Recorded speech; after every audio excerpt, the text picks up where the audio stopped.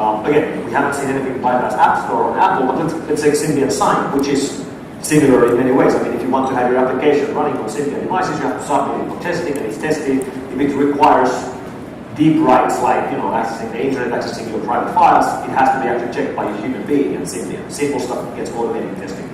And that has been bypassed. Plexify, in particular, bypassed it with a mechanism where they submitted a program for certification, and the program looked like a completely different application. It didn't look like Spy 2, it looked like a backup software. That's the user interface for backup software. When you install it, it makes backups.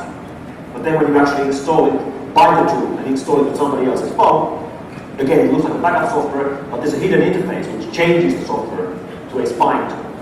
And then you can hide the old software. So what they signed, what they thought they were approving, was a backup software, which requires access rights to every of their system. And what they actually signed was a spying tool. And the same thing could be done against any similar mechanism or any similar whitelisting system like App Store. There's also a sort of subtle problem with, I prefer the terms allow listing and block listing, because it's had a problem with saying whitelisting, blacklisting. It seems kind of sort of rather racist and old-fashioned, isn't clear what it means. But the problem with saying this program is definitely no good is that sometimes even experts can make mistakes for considerable periods of time, which then gives a kind of ultra blessing, which makes it really hard to convince people that that decision is wrong. And you also do have the potential problem that in order to determine is that whether the mechanism by which you determine the thing that you're about to run is genuinely the object of the thing you're running. That depends on the security of the potentially fragile underlying device. But I think most of us in the anti-malware industry these days would rely on a variety of techniques. That there are files that we're all collectively, through sharing information, pretty damn sure are not particularly harmful to your system, like any of the many well-known Microsoft system DLLs. There are files which we know are outright bad, like the Sony rootkit, because it just comes with these terrible security risks. But there's still that sort of grey area. And the other problem is that a lot of people go, we'll work out all the applications we use in our business or we use on our mobile phones, and we'll kind of log those and we'll restrict ourselves to those. You then enter a world which is surprisingly inflexible. And another issue that allows us is it absolutely doesn't deal with stuff that's sort of generated on the fly inside your browser, for example.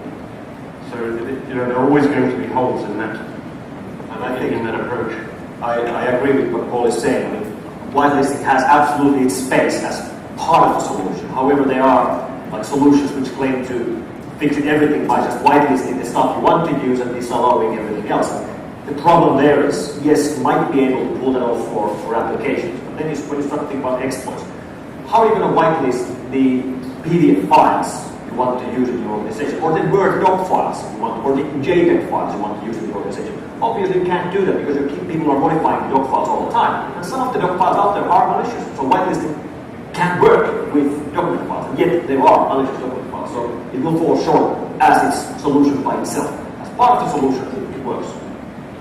You guys actually tried it years ago, didn't you, in the days of Word macroviruses, having a tool that allowed you to bless the macros you wanted to use inside your organization, and then you block everything else, you'd kind of be immune to what was then massive macrovirus bomb. And it sort of didn't work because people underestimated the extent to which their environment was changing, and they kind of became disruptive to their business. So it sort of became seen as a problem child rather than anything else. You looking at just I'm taking notes, and I figured they were sort of blocking them out. The key thing I think to keep in mind is any sort of allowed clone service. So I think the promise is to much more tracking space and that kind of thing. The key thing I think to keep in mind is any sort of these software blessing, whatever mechanism it is, whether it's a hash or code pages or whatever, do your needs align with those who's gating in this case, the App Store?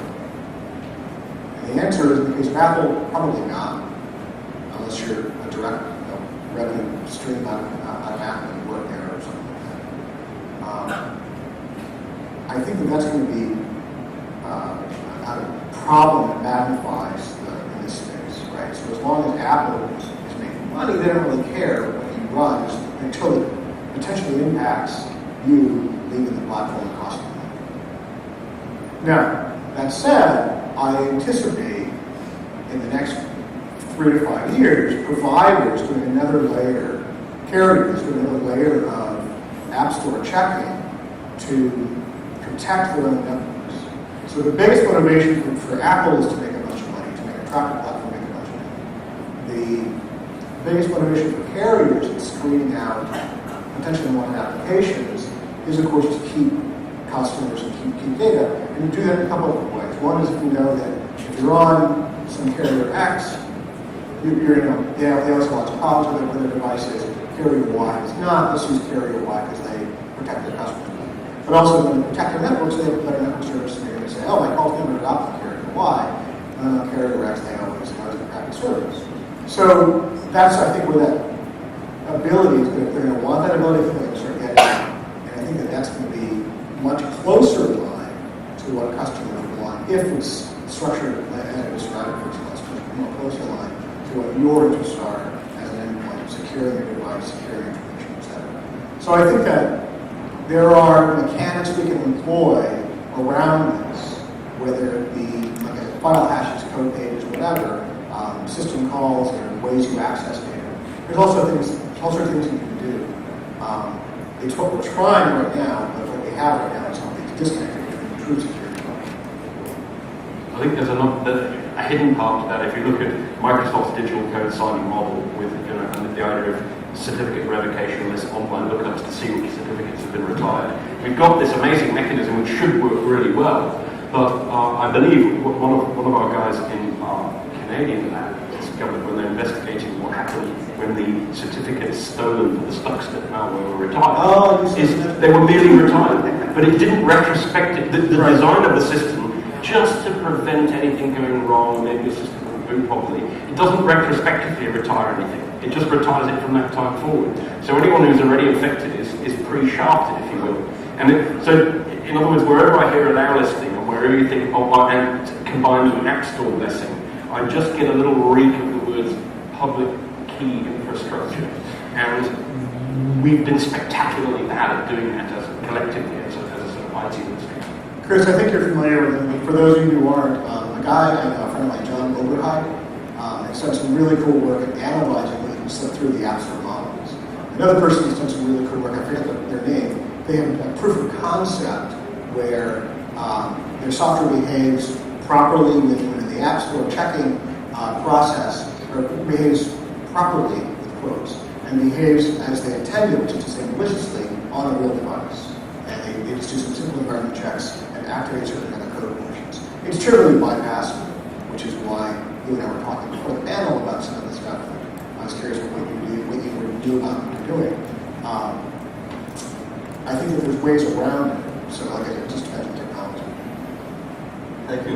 People are question on the left below.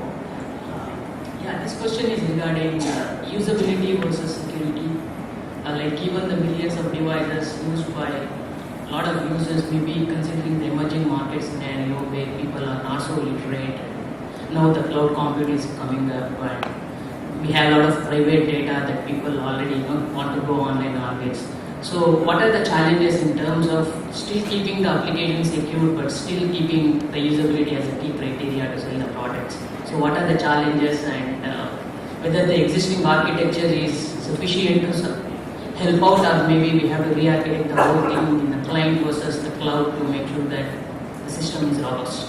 So from a security standpoint, what are your thoughts? Well, I think it's really old thing, like usability versus security.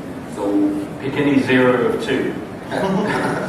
Yeah. So if we talk about like different mobile platforms, some of the vendors they found this, I think, some kind of balance between usability and security. For example, Apple iPhone. It's really usable. It's for many people, it's really comfortable to use it, and it's still this Apple Store model for like only accepted software, only checked software can be installed on the smartphones. It's working because we still there's iPhone was in 2007. Yeah. So for 3 years, we haven't seen any kind of Apple Store malware still. So it means that Apple almost they found some kind of balance between usability